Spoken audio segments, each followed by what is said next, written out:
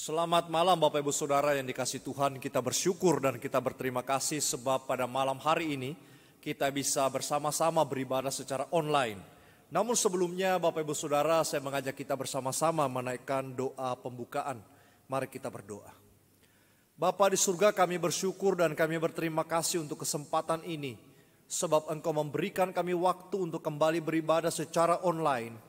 Tuhan, kiranya menolong kami dari awal sampai pada akhir pertemuan kami, sehingga nama Tuhan saja ditinggikan, dimuliakan. Di dalam nama Tuhan Yesus Kristus Juru Selamat yang hidup, kami semuanya sudah berdoa. Amin. Bapak Ibu Saudara yang dikasihi Tuhan, di dalam kehidupan kita dan di dalam iman kita, kita percaya bahwa segala sesuatu, semua waktu yang ada di hidup kita percaya bahwa Tuhan akan menolong kita apapun kondisi kita, asalkan kita datang berseru dan meminta kepadanya. Itu sebabnya Bapak Ibu Saudara, saya mengajak kita bersama-sama menyanyikan sebuah lagu pujian, Hatiku Percaya.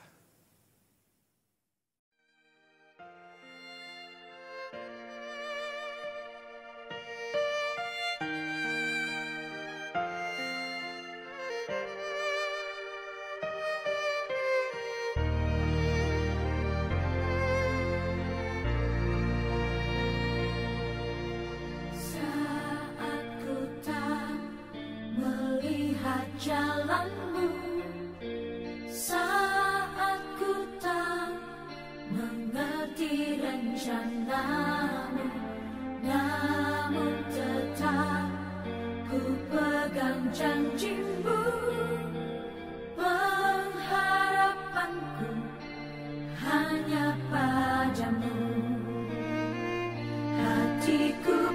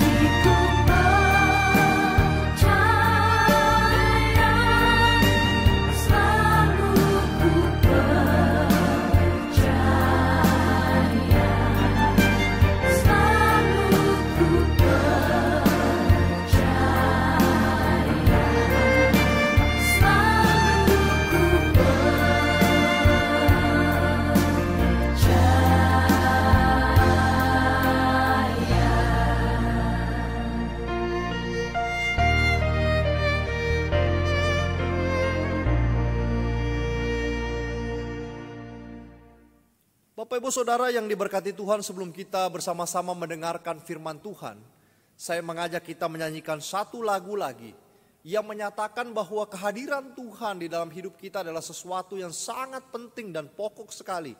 Karena dengan kehadiran Tuhan kita dikuatkan. Dengan kehadiran Tuhan kita tahu bahwa segala sesuatu yang kita alami akan selesai pada waktunya dan Tuhan akan menjadikan segala sesuatu itu menjadi indah. Mari kita nyanyikan bersama-sama arti kehadiran-Mu.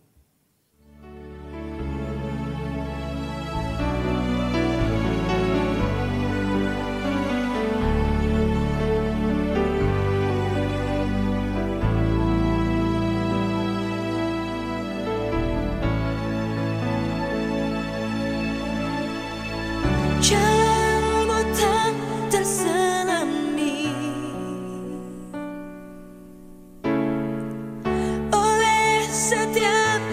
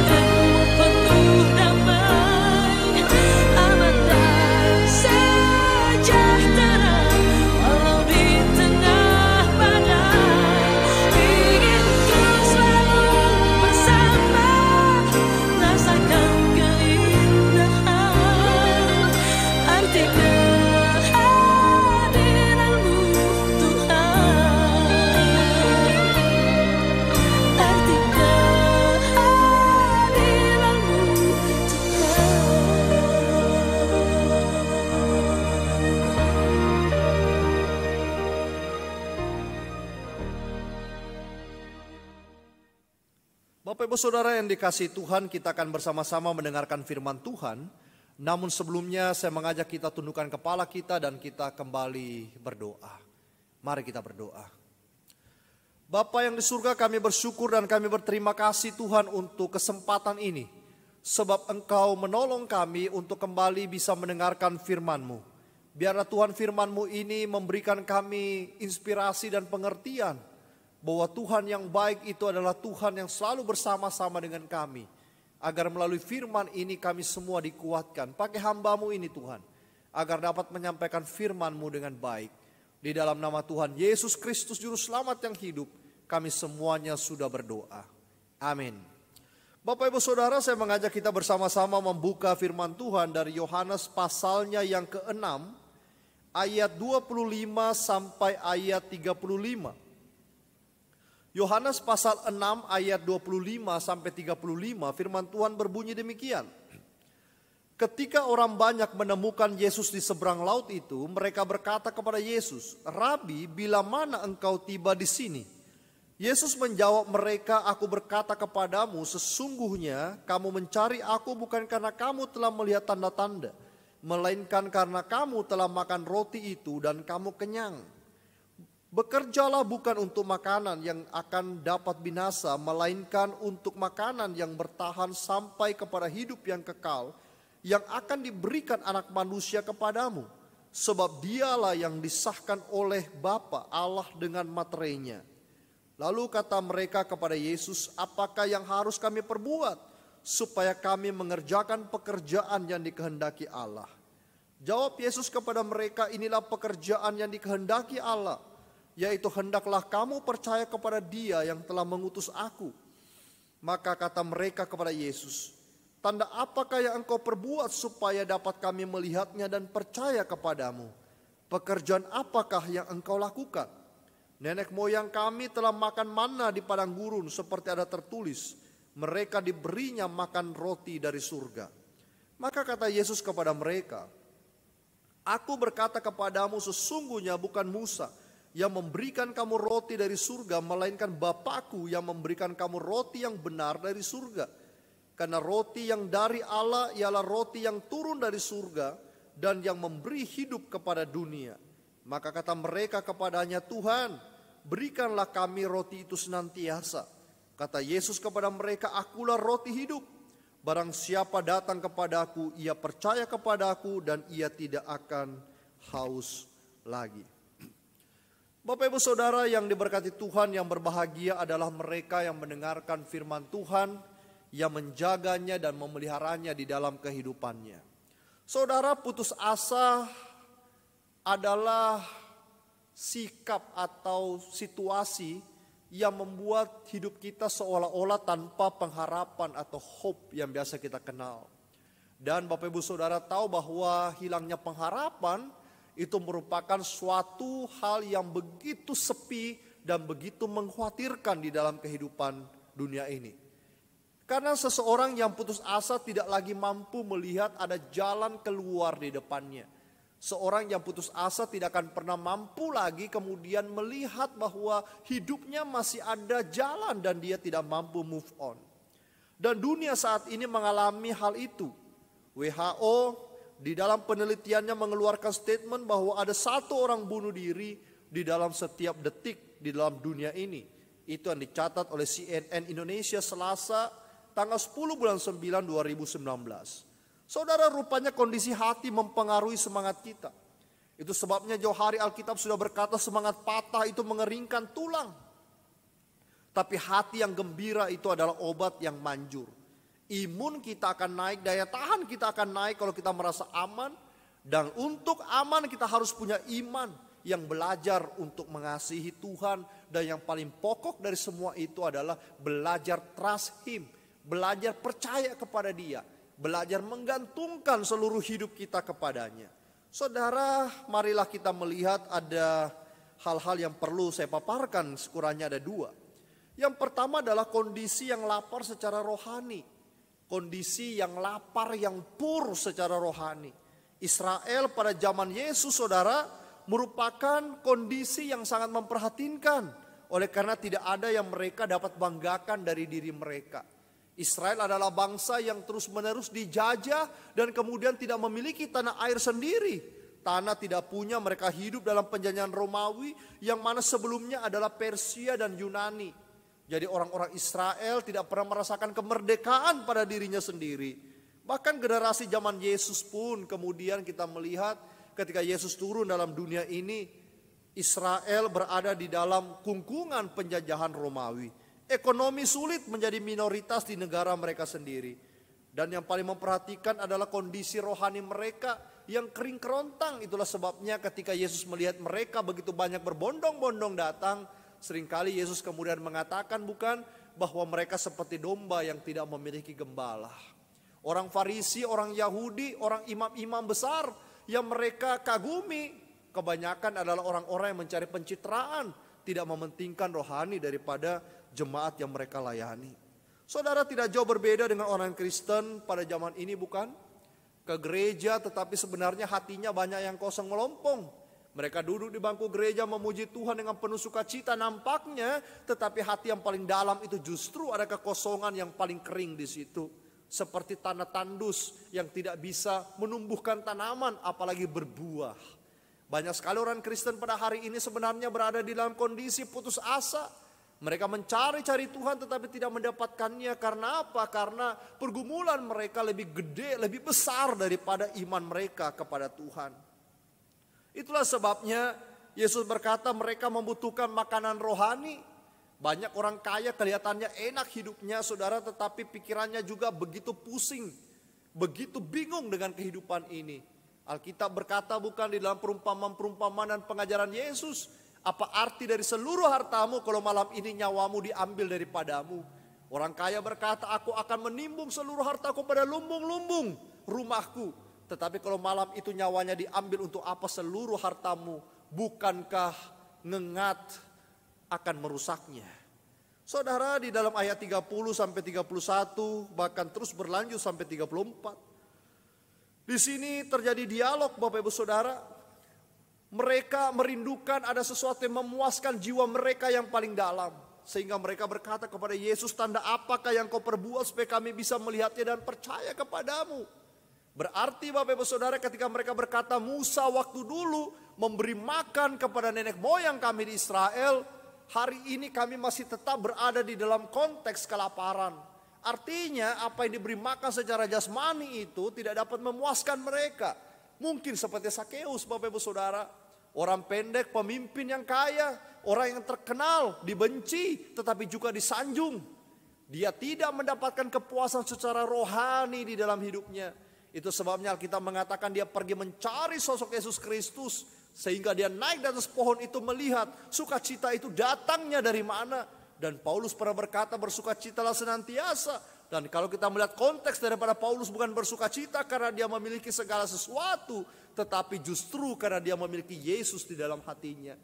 Itu sebabnya orang teolog-teolog pernah berkata bahwa apabila engkau memiliki materi seluruh dunia ini tetapi engkau tidak punya Yesus, maka engkau tidak punya segala-galanya. Tetapi apabila engkau tidak punya segala-galanya materi dalam dunia ini, engkau punya Yesus, maka engkau memiliki segala-galanya di dalam kehidupan ini. Saudara, orang itu bertanya pada Yesus, apa yang harus kami lakukan? Dan Yesus menjawab bahwa Musa mengenyangkan perutmu, tetapi dia tidak mengenyangkan rohanimu. Sebab kerohanianmu itu hanya bisa dikenyangkan bukan oleh roti dalam bentuk jasmani, tetapi justru aku sebagai roti hidup di dalam kehidupanmu. Saudara, kasih setia Tuhan tidak ada habis-habisnya.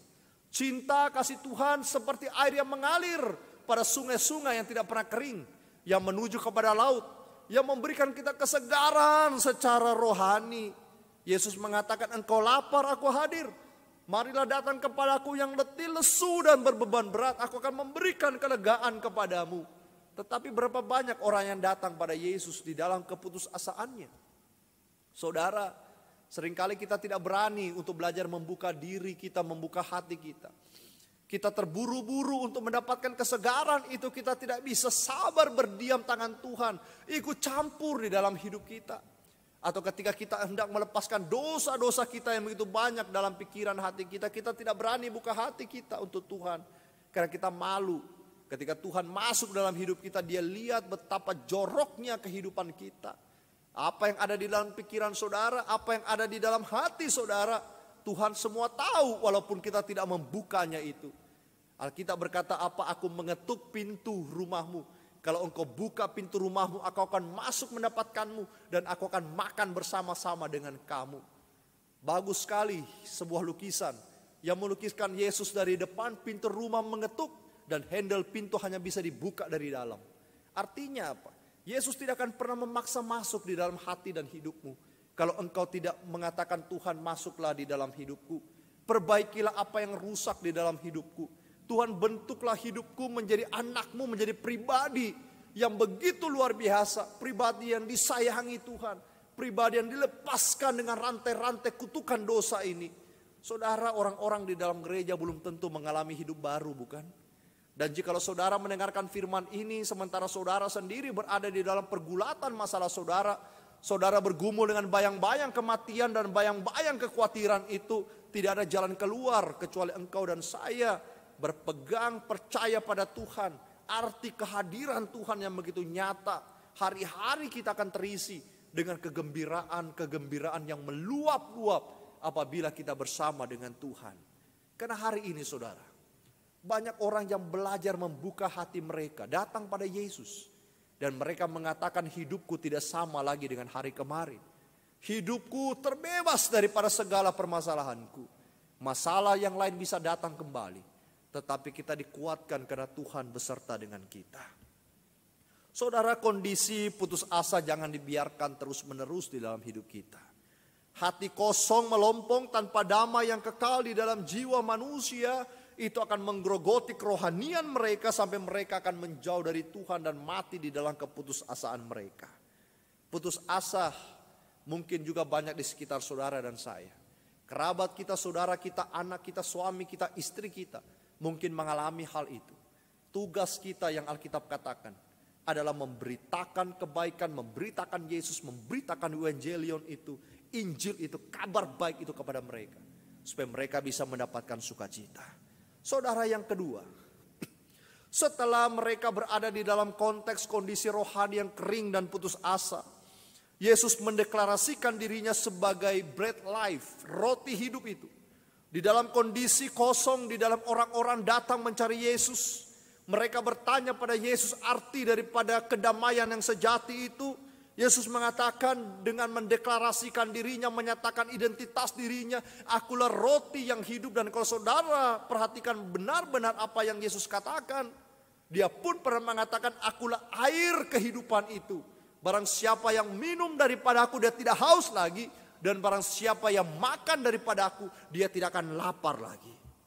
Bapak ibu saudara, roti bukan mengacu kepada makanan, tetapi sebuah bahasa alegori, penggambaran yang menggambarkan bahwa roti itu adalah makanan utama orang Israel yang dicari Bapak Ibu Saudara, yang menjadi makanan pokok yang begitu penting waktu itu. Dan dia mengatakan, akulah yang paling penting untuk kehidupanmu.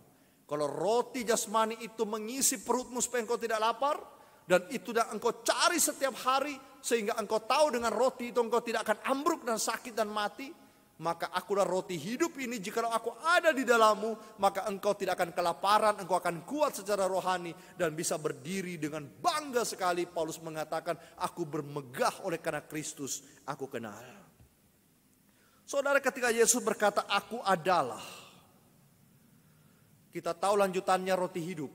Tetapi dua frase di depan ini, aku adalah, persis dengan apa yang Allah katakan di dalam Keluaran 3:14 ketika Musa bertemu dengan Tuhan di semak belukar. Siapa engkau? Kata Musa.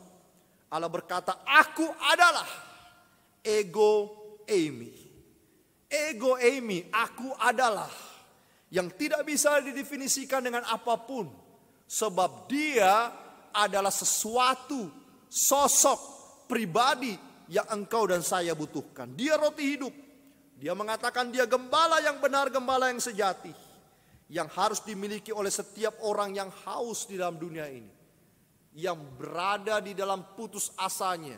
Mereka akan menemukan kedamaian di dalam ego eimi, roti hidup itu. Saudara, mereka yang putus asa bertanya pada Tuhan, kenapa Tuhan? Banyak orang tidak mendapatkan jawabannya dan mengakhiri hidupnya dengan kebodohan. Itu sebabnya Alkitab ini ya dan amin, Bapak Ibu Saudara.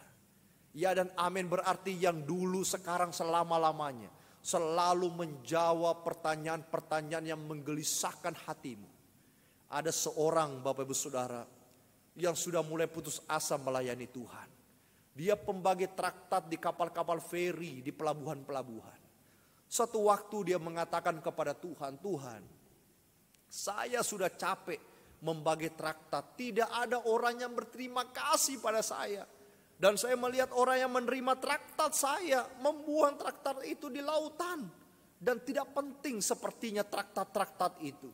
Setiap hari kuhabiskan membagi traktat itu di atas kapal Tuhan. Tapi kayaknya tidak ada yang merespon.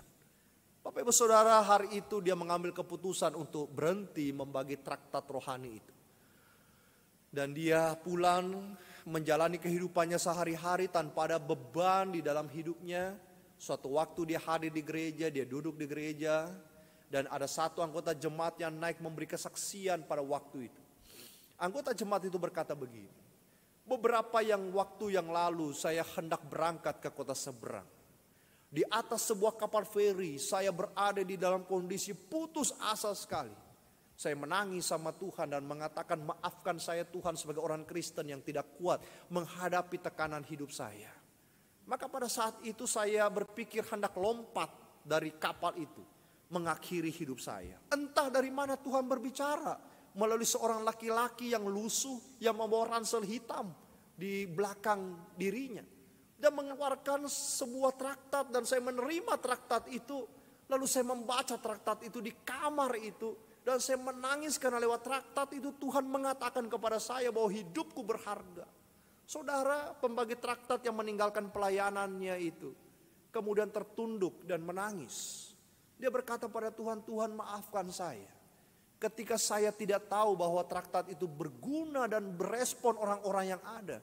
Rupanya hari ini Engkau menunjukkan kepadaku bahwa begitu banyak orang membutuhkan Yesus di dalam hidupnya. Saudara, ketika kita melihat bunga mawar yang indah itu, saudara bisa pegang bunga mawar itu, ada durinya. Tetapi kenapa kita suka bunga mawar? Bukan karena durinya, karena bunganya itu indah. Hidup ini Bapak Ibu Saudara selalu ada duri, selalu ada masalah, selalu ada pergumulan. Entah itu keluarga kita, anak kita, pasangan kita, ataupun penyakit yang tiba-tiba datang menimpa kita. Atau keuangan kita, lain sebagainya. Masa depan anak kita di luar kota situ kita tidak mengerti. Tetapi ketika kita melihat duri itu, lihatlah mawarnya yang jauh lebih indah, yang jauh lebih fokus kita harusnya daripada melihat duri itu. Ketika kita melihat masalah kita seperti gunung besarnya, kita harus punya mata seperti Daud. Bahwa dia melihat Goliat yang tinggi besar itu, Tuhan jauh lebih berkuasa daripadanya. Dan kalau Bapak Ibu Saudara hitung Yohanes 6:35, bahkan sampai ayat 41 sampai 51, berapa kali Tuhan mengatakan akulah bread life itu, roti hidup itu. Ada 4 kali. Diulang-ulang. Apakah Tuhan itu pelupa? Kalau sudah mengatakan tidak, Tuhan hanya menegaskan kepada kita bahwa sekali lagi akulah roti hidup itu. Sekali lagi aku roti hidup itu. Dan ketika kita katakan Tuhan aku lapar secara rohani, Tuhan jawab 4 kali. Akulah roti hidup itu. Supaya apa kita tidak bisa mengelak. Kita selalu ingat bahwa jika bersama Yesus, rohani kita akan disiram dengan kesegaran air yang begitu luar biasa. Hati kita tidak bisa digambarkan dengan sukacita apapun. Karena Yesus hidup bersama kita. Yohanes 15 mengatakan apa? Jelas. Kalau engkau hidup di dalamku, aku akan hidup di dalammu. Engkau dan aku bersama-sama. Saudara, orang Kristen yang sejati adalah orang Kristen yang percaya penuh kepada Tuhan. Orang Kristen yang sejati, orang Kristen yang mau mengulurkan tangannya bagi Tuhan, Tuhan tuntun aku. Orang Kristen yang sejati adalah bangkit dari pergumulannya. Karena dia tahu bahwa langkahnya di dalam rencana dan rancangan Tuhan. Mari kita berdoa. Bapa di surga, kami bersyukur berterima kasih punya Tuhan seperti Engkau. Tuhan yang hidup Tuhan yang nyata. Tuhan yang turun dalam dunia ini 2000 tahun yang lampau, tetapi Tuhan yang sama itu adalah Tuhan yang hidup pada hari ini di dalam kami. Kami tidak gentar dengan situasi kondisi apapun yang ada di sekitar kami. Kami tidak gentar dengan sakit, penyakit, bahkan kematian sekalipun. Sebab di dalam Engkau kami percaya segala sesuatu yang indah dan baik ada di dalam Tuhan. Di tengah-tengah hujan deras akan muncul pelangi. Di tengah-tengah durian tajam ada bunga mawar yang indah. Dan di tengah-tengah pergulatan kami di ujung jalan itu ada Yesus bersama kami. Bapa di surga, jikalau pada hari ini kami sedang berada di dalam sakit, kami berada di dalam pergumulan kami berada di dalam masalah yang menghimpit kami, Tuhan, kami percaya mungkin masalah kami tidak selesai cepat, tetapi kami memberikannya di tangan yang tepat, bahwa kami akan melihat karya-Mu nyata indah pada waktunya. Berkati Indonesia Tuhan, di tengah-tengah situasi pandemi yang begitu tinggi, Tuhan kiranya menjamah orang-orang yang sakit, Tuhan sembuhkan, dan biarlah COVID-19 ini perlahan-lahan reda dan kami bisa dipulihkan kembali untuk melakukan aktivitas kami seperti sedia kala. Terima kasih Tuhan, dalam Yesus Kristus kami semuanya sudah berdoa. Amin.